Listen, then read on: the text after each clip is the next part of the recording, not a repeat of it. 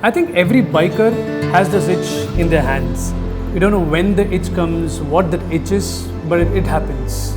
For me, I was 5 or 6 years old.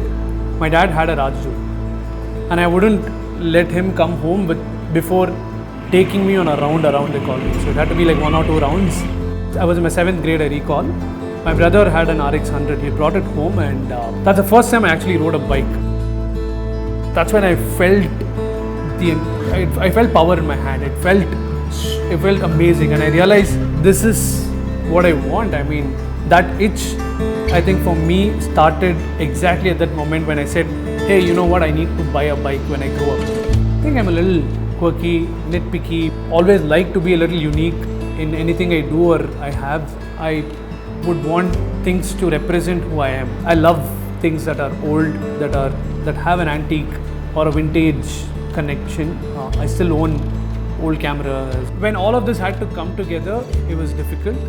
That's when Yezdi launched its bike, and it felt like it was speaking to me. It felt like this would be something that would define who I am. When I test rode, it exactly reminded me of how I felt on a Yamaha RX 100. Personally, that was how it was, and I thought this will allow me an opportunity to relive my old memories or make me feel young. Of course, there was this whole vintage charm with the brand, but it was new, it was fresh, it was not something that I'd seen in other bikes. There was no comparable. So it made this whole fact of it being unique appeal to me at the first instance. It felt like a lot of thought had gone to designing the bike.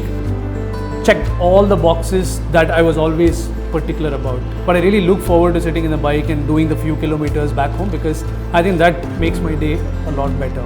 I think it's safe to say the itch is probably gone now. This bike makes me feel all that I want to be and more.